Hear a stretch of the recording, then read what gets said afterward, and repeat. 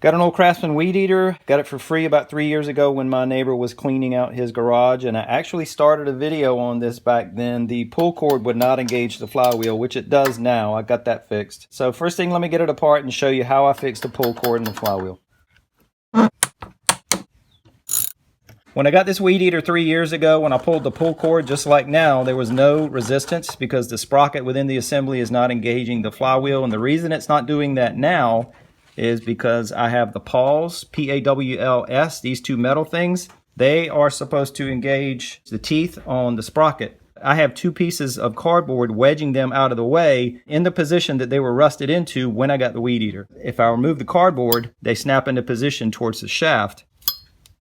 That's where they need to be in order to engage the sprocket, which they're doing now. You can see the shaft turning. So all I did when I got the weed eater, when these were locked out of position, I sprayed some WD-40 on the springs, and after a few seconds, each one of them snapped into position where they should be when the engine's not running. That's all I did to free up those pawls and fix the pull cord. Now, let me get all this put back together, then we'll get around back to the fuel lines and the carburetor, which actually there are no fuel lines. We're going to have to replace them, but we'll get to the carburetor, take it apart, and see how it looks. All right, carburetor and starting fluid. Let's see if it'll fire up. Well, I wanted to use starting fluid, but this can just died on me. Going to try carb spray. That should work.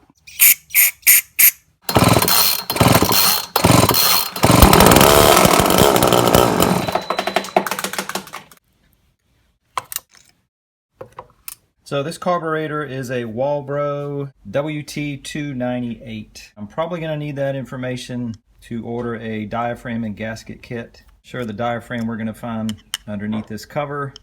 It's going to be dried out. And not only is it dried out, but right there on the left side you can see there's a tear. So I'm going to have to order a diaphragm and gasket kit for this carburetor. I'm going to put this back on, so I don't want to lose track of where everything goes. Now let's get this off.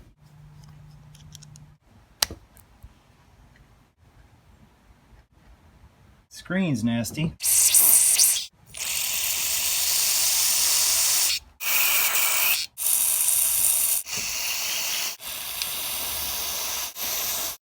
I put everything back together so that I don't lose track of what diaphragm goes where, so when the new kit gets here we can just replace it all. But what we can do in the meantime is replace the fuel lines. So I have to figure out what lines connect where, what lines go to the tank, what lines go to the bulb. So let me head to YouTube and figure that out.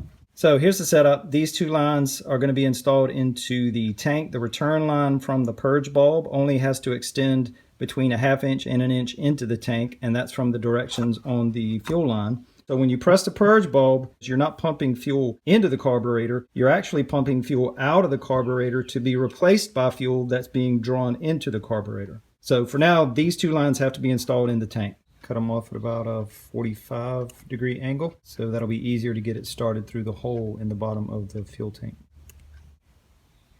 The holes on the underside of the tank, they are of different diameter. The hole on the right is larger. Now I have to go down through the mouth of the fuel tank with a pair of needle nose pliers and try to grab the tips of each one of those lines and pull them through.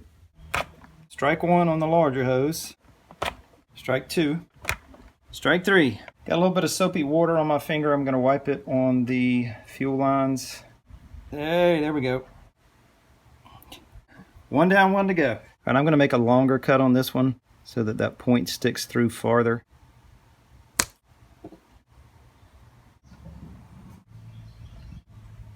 We're good, it's in. I'm gonna trim a little bit off this fuel line, slide the fuel filter on, drop that back in. So we have the pull cord fixed, we have the new fuel lines installed, we have the new bulb installed. Even though it's not the right one for this weed eater, it will work. All we're waiting on now is the diaphragm kit for the carburetor. 5 days later. I think I'm going to wait on the needle valves. I'll replace the gaskets and diaphragms and we'll see what happens. These are the old, these are the new, so those will go right here on this side. On the other side, that's the gasket I need. But this part, the thin part, the diaphragm, I have two that match. So I'm not sure which one of those to go with. I'm just going to pick one. I'm going to go with that. Now on this side with the screen, it was the diaphragm that was down first, and then the gasket. And on the other side with the needle valve, it's going to be the opposite.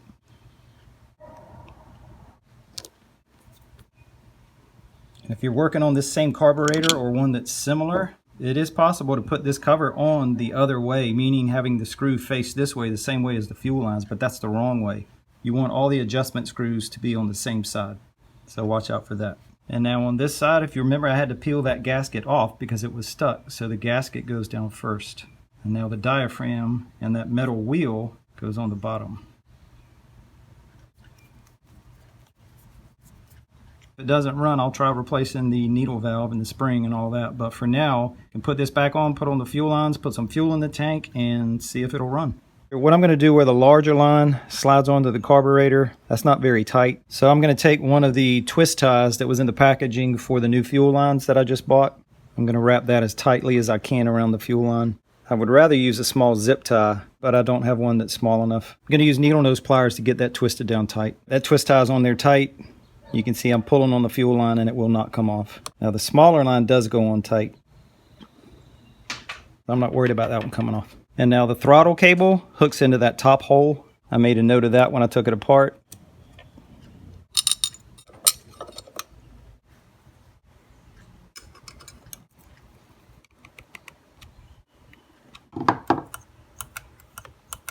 And you can see how that purge bulb or the primer bulb, whatever you want to call it, you can see how it hangs out like I mentioned before. It's not the right one for this weed eater, but it will work.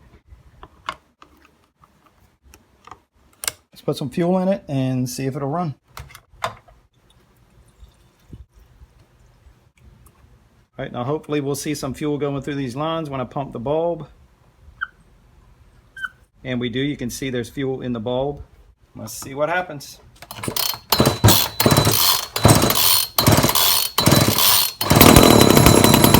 All right, it's trying to.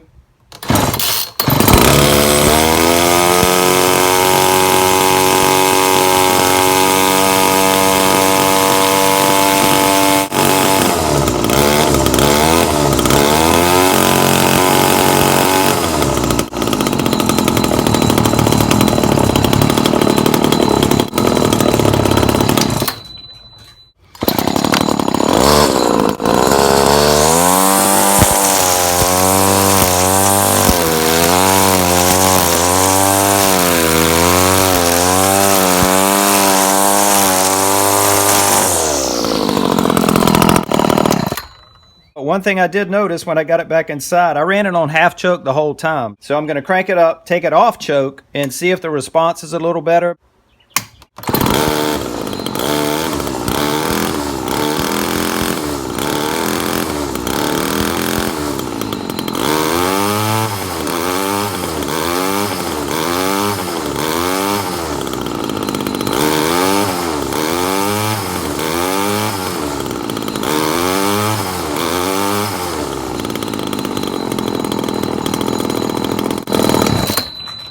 With that choke off, I do think the trigger response was a little quicker, so I'm happy with that. That's all I'm going to do with this 27-year-old weed eater that I saved from the trash. Down below in the description, I'll put a link to the carburetor kit that I use and also the fuel lines. And up here in the top left corner, I'll put a link to the video that showed me how to route the fuel lines from the bulb to the carburetor and the tank. Very good video. I would suggest you watch it if you are replacing your fuel lines. And if you have no resistance on your pull cord, check out the pawls. Maybe they're locked out of position. If your weed eater or chainsaw with a tiny carburetor like that, if it's just not running right, maybe it needs new diaphragms.